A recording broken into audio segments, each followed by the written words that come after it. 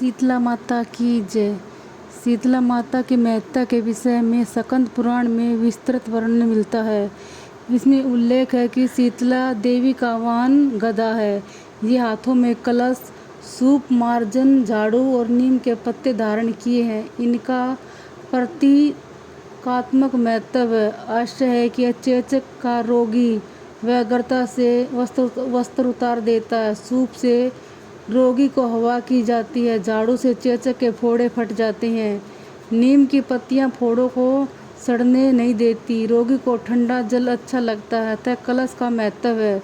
गर्दभ की लीद के लेपन से चेचक के दाग मिट जाते हैं।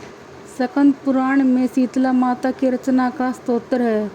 शीतलाष्टक माना जाता है कि स्तोत्र की रचना भगवान शंकर ने की थी।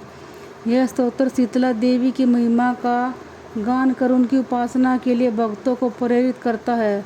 अर्थात गधे पर विराजमान दिगंबरा, हाथ में झाड़ू तथा कलश धारण करने वाली, सूप से अलंकृत मस्तक वाली भगवती शीतला की मैं वंदना करता हूँ।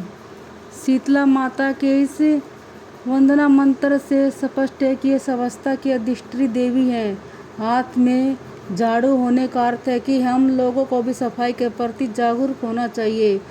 कलश से तात्पर्य है कि स्वच्छता रहने पर ही स्वास्थ्य रूपी समृद्धि आती है। मान्यता के अनुसार इस व्रत को रखने से शीतला देवी प्रसन्न होती हैं और व्रती के कुल में चेचक, खसरा, दास, जबर, पीजबर, दुर्द युक्त फोड़े और नेत्रों के रोग आदि दूर हो जाते हैं। माता के रोगी के लिए यह सब व्रत बहुत मददगार है। आमतौर पर शीतला रोग के आक्रमण से समय रोगी जलन से निरंतर पीड़ित रहता है। उसे शीतलता की बहुत ज़रूरत होती है।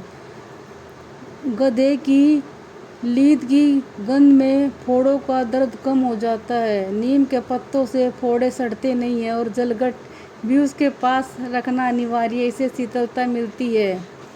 बासोड़े की कहानी। एक बुढ़िया माई थी जो बासोड़े को ठंडी रोटी खाती और शीतला माई की पूजा करती थी और गांव में कोई भी विधि पूजा नहीं करता था। एक दिन बासोड़े के दिन सारे गांव में आग लग गई और सारा गांव जल गया, परंतु बुढ़िया माई की झोपड़ी बच गई। सबने बुढ़िया माई से पूछा कि सबके घर जल गए, तेरा घर क्यों नहीं जला, क्या बात है? फिर बुढ़िया माई बोली कि मैंने बासोड़े को ठंडी रोटी खाई थी और शीतला माई की पूजा की और किसी ने भी शीतला माई की पूजा नहीं करी, इसलिए मेरी झोपड़ी तो बच गई और तुम्हारी सबकी झोपड़ी जल गई। सारे गांव में ढिंढोरा पिटवा दिया गया कि बासोड़े के दिन सब कोई ठंडी रोटी खाए और शीतला माई की पूजा करे। जिस दिन शीतला माई की धोक लगानी हो उससे पहले दिन रात को माता का प्रसाद बनाए और शीतला माता को उसी बासी प्रसाद का भोग लगाए। जैसी शीतला माता ने उस बुढ़िया की रक्षा करी, वैसे ही सबकी करना और सबको दुख, दर्द और बीमारी से दूर रखना। बोल शीतला माई की जय।